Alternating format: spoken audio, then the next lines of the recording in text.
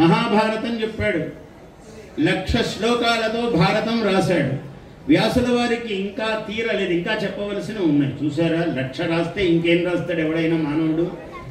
కానీ 1,00,000 రాసి ఆయన మళ్ళీ హరివంశం అని రాశాడు పక్కన. అంటే హరి యొక్క వంశం ఇంకా రాయాల్సింది చాలా మిగిలిపోయింది. అంత భారతం 1,00,000 శ్లోకాలు రాసినా కూడా దానికి మళ్ళీ హరివంశం అని పేరు పెట్టి మళ్ళీ కొన్ని వేల శ్లోకాలు చెప్పాడు వ్యాసుల గారు.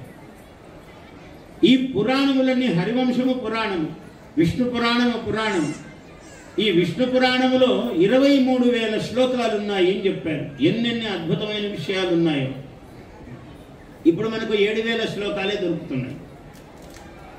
ఈ 7,000 కాదయ్యా, విష్ణు ధర్మోత్తర పురాణం అని ఒకటి ఉంది, దాంట్లో 9,000 శ్లోకాలు ఉన్నాయి అన్నాడు. ఈ 9, 7 కలిపితే అన్ని 16 అయ్యాయి.